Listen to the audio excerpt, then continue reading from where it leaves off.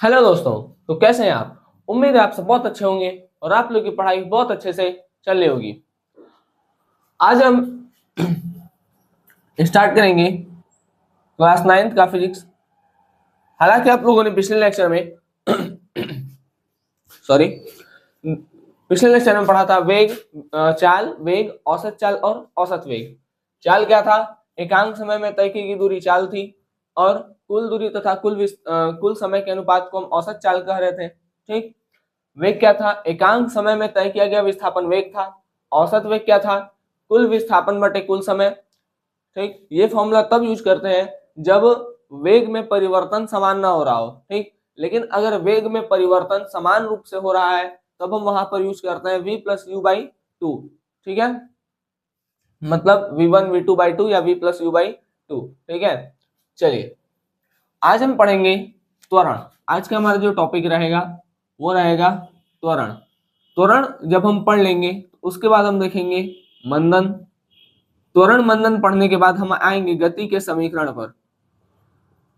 गति के समीकरण को हम गणितीय और ग्राफीय दोनों तरीके से सॉल्व करना सीखेंगे, लेकिन इस लेक्चर में गणितीय विधि देखेंगे और गणितीय विधि में भी केवल एक, मतलब गति का 3 समीकरण है। ठीक है, तो इसमें 1 2 3 है। इस लेक्चर में हम फर्स्ट पे रहेंगे, नेक्स्ट लेक्चर में हम इन दोनों पर चर्चा करेंगे। फिर उसके बाद आएगा आपका ग्राफी विधि, इसको भी हम अच्छे से पढ़ेंगे। ठीक, तो चलिए स्टार्ट करते हैं आपके YouTube channel knowledge with Rishabh पर क्लास 9th के फिजिक्स को पढ़ना। ठीक है, उसको समझना कि क्या होता है, कैसे होता है, सारी चीजें एकदम डिटेल में देखेंगे। चलिए इसको मैं बेरीज करते हैं।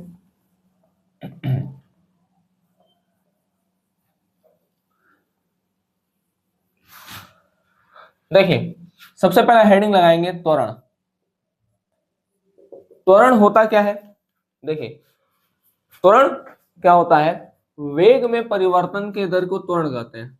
डेफिनेशन लिख दे, वेग परिवर्तन की दर को त्वरण कहते हैं। ठीक, त्वरण। वेग परिवर्तन की दर को क्या कहते हैं?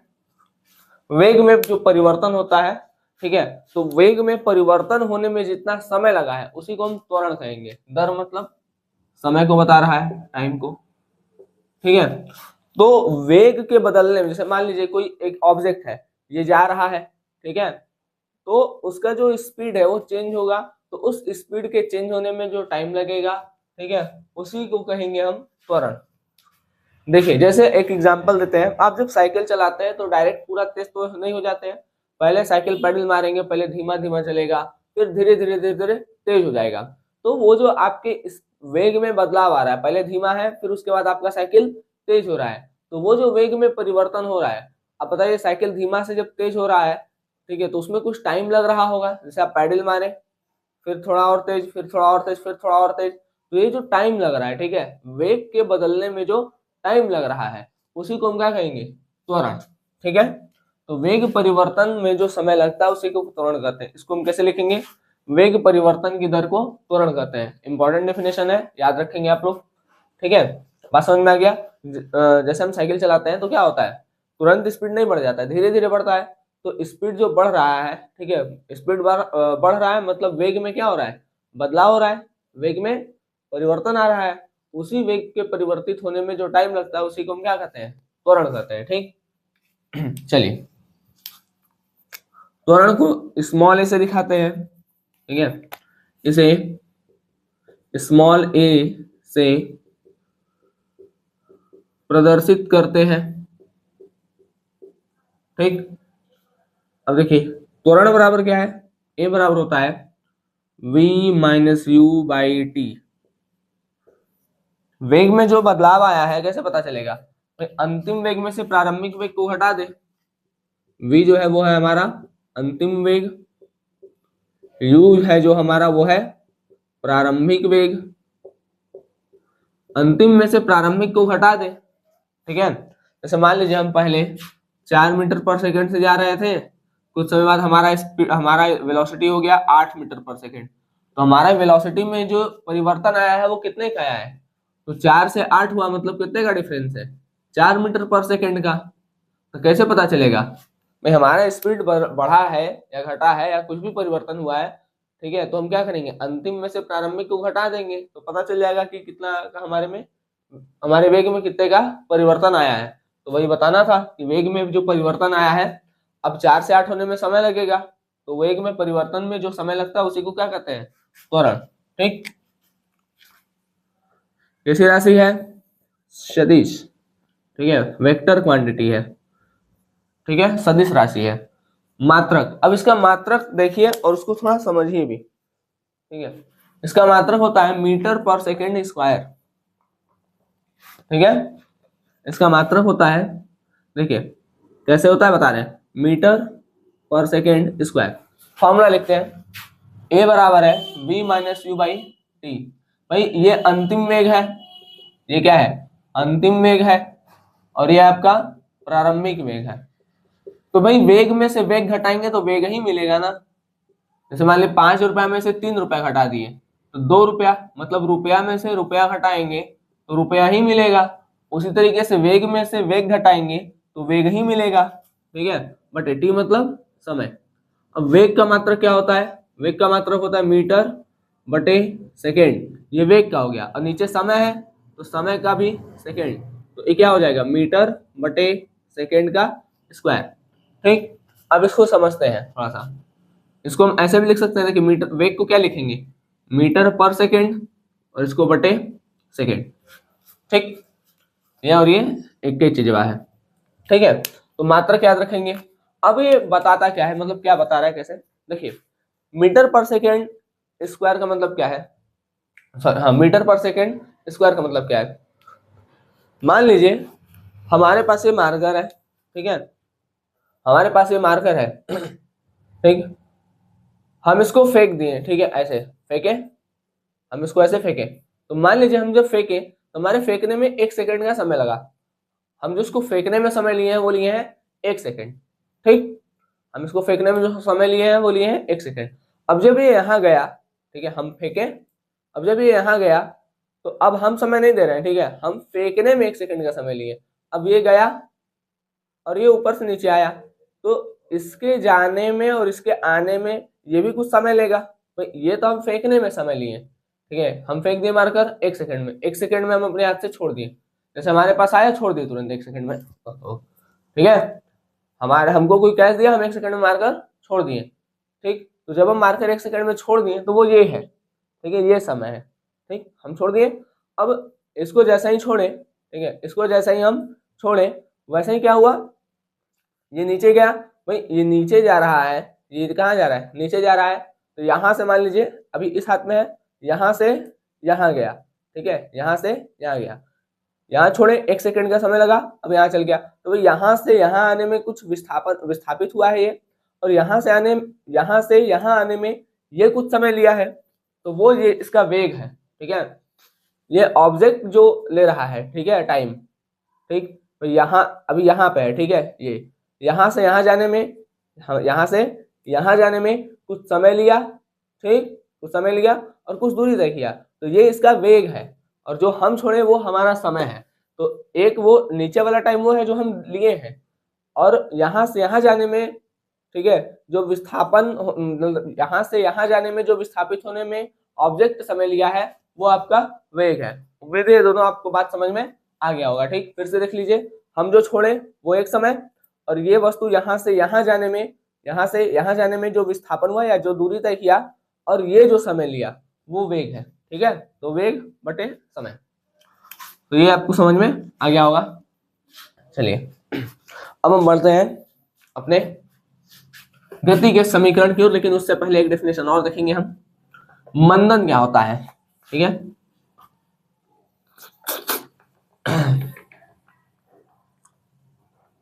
अभी लिख लीजिएगा आप लोग।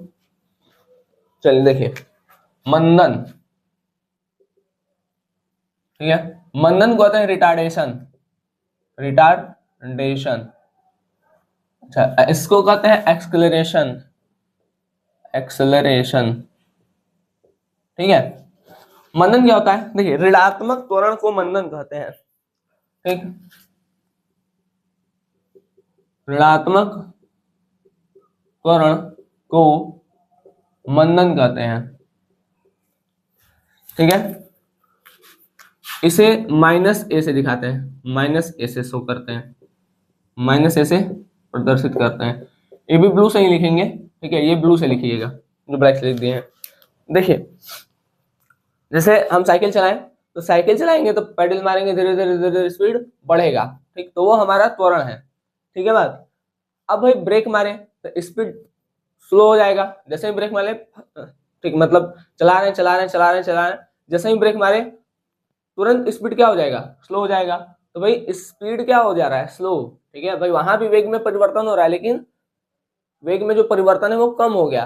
ठीक है, तो वहां पर उसको मंदन कहेंगे। ठीक, जब आपका वेग में परिवर्तन बढ़ता हुआ दिखाई दे, ठीक है, त्वरण, वेग में परिवर्तन घटता हुआ दिखाई दे तो मंदन।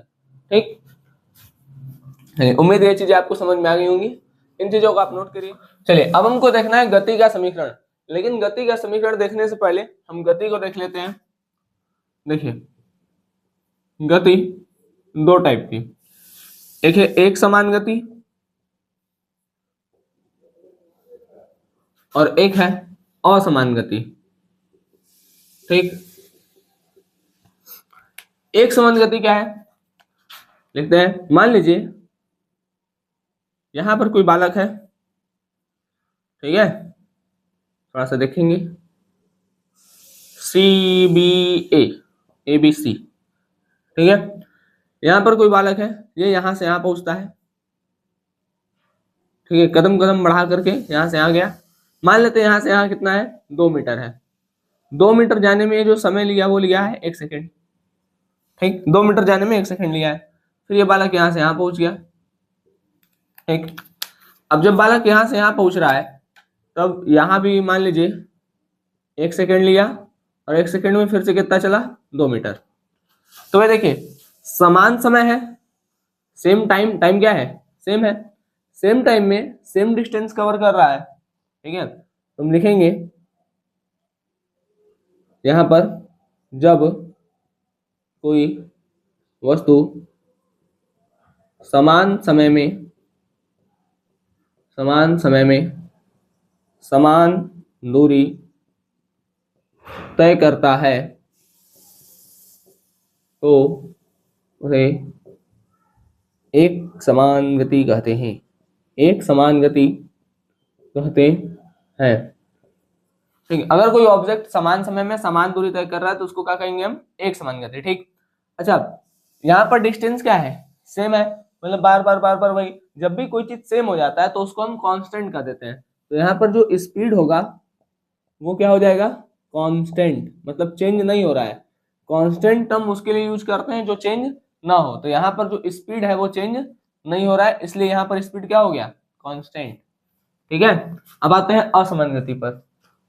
देखिए असमान गति क्या है, मान लीजिए फिर से वही बना देते हैं।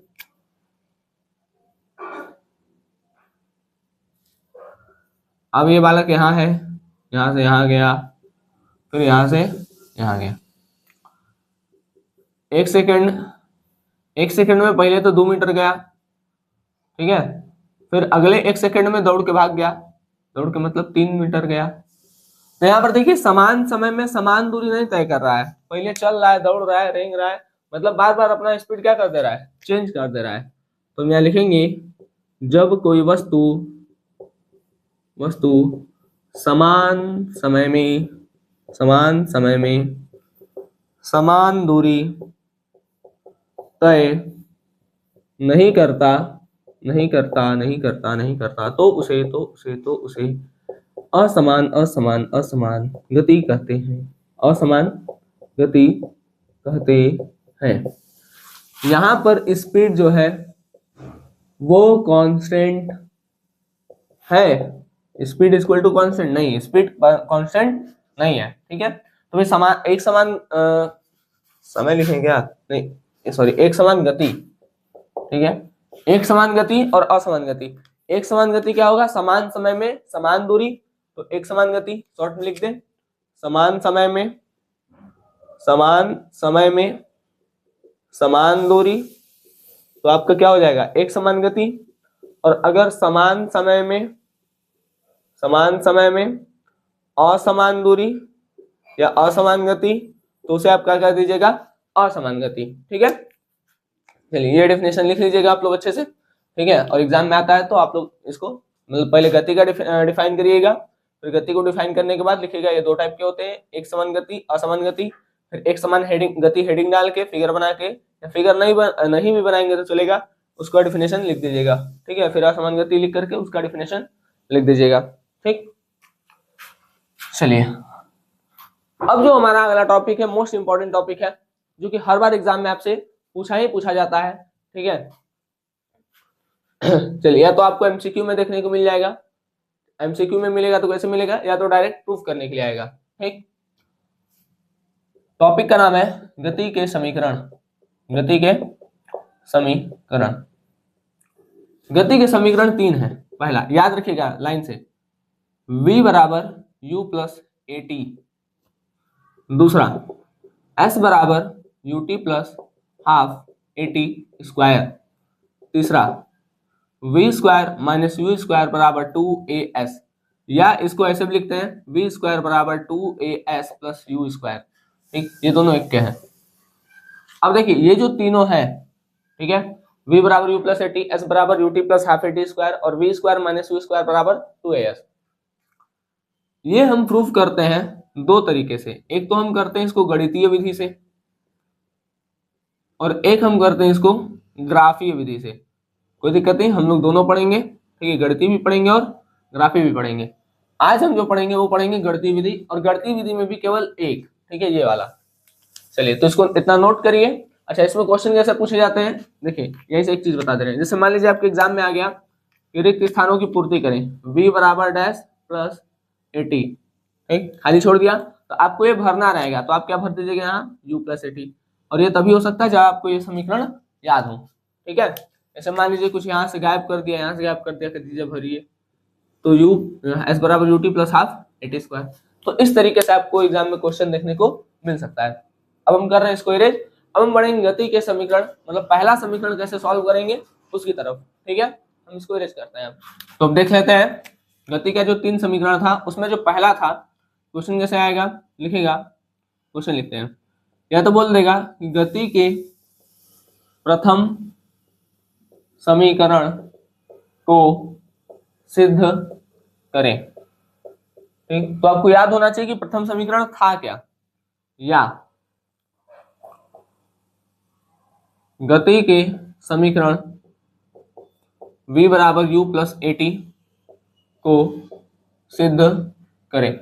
या तो ऐसे दे सकता है, या तो बोल देगा कि भाई इसी को सॉल्व करना है। ठीक है, चलिए तो करेंगे कैसे, सिद्ध करने के लिए किसी का सहायता लेंगे, तो हम यहाँ पर सहायता लेंगे त्वरण का। तो हम लिखेंगे त्वरण से, त्वरण से मतलब कि a बराबर होता है v minus you by T. ठीक है, त्वरण के सूत्र से लिख दीजिए, त्वरण के सूत्र से या त्वरण के सूत्र की सहायता से, त्वरण के सूत्र की सहायता से।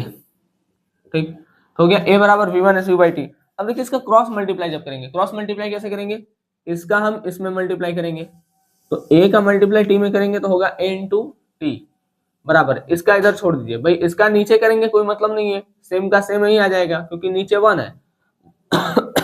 1 का मल्टीप्लाई किसी में भी करेंगे तो वही चीज आएगा, तो उसको उधर ही छोड़ देते हैं। ठीक है, तो ये हो गया v माइनस यू। अब इसको करेंगे तो a इंटू टी क्या हो गया, ए टी बराबर v minus you. You minus में इधर बुला लेंगे तो किस में हो जाएगा, प्लस में, तो ए टी प्लस यू बराबर v। ठीक, अब सीधे लिख देते हैं इसको, हो गया v बराबर u प्लस ए टी। देखिए इसमें कुछ किए नहीं, बस इसको सीधे लिख दिए हैं। ठीक है, आप ऐसे भी लिख देंगे तब भी कोई दिक्कत नहीं है, ये भी यही चीज है। देखिए कैसे, v यहाँ प्लस में है, यहाँ भी v प्लस में है, u प्लस में है, यहाँ भी u प्लस में है। कैसे है, u के आगे कोई साइन नहीं लगा है, जब कोई साइन नहीं लगा होता है तो मान लेते हैं कि वो प्लस में है। एटी प्लस में है, यहाँ भी एटी प्लस में है। ठीक, तो दोनों चीजें सेम ही है। तो ये सबसे इजी है आपका गति के तीनों समीकरण में, सबसे इजी है इसी को प्रूफ करना। ठीक, तो आज का लेक्चर हम यहीं पे करते हैं समाप्त। अब हम जब अगले लेक्चर में आएंगे तो वहां पर 2 अन्य फॉर्मूलों के बारे में बात कर रहे होंगे। s बराबर U T plus half A T square को कैसे सॉल्व करें, और v square minus u square बराबर 2as को सॉल्व मतलब प्रूव कैसे करें। ठीक, आप अगर इसको अच्छे से देखते हैं तो आपको थर्ड वाला इक्वेशन आराम से समझ में आ जाएगा। ठीक, और ये तो ही क्या होगा, क्योंकि बस त्वरण का फॉर्मूला याद रहेगा तो आपका फर्स्ट वाला समीकरण सॉल्व हो जाएगा। ठीक, चलिए मिलते हैं आपसे अगले लेक्चर में, तब तक के लिए धन्यवाद। जय हिंद। आप लोग अच्छे से पढ़ाई करते रहें।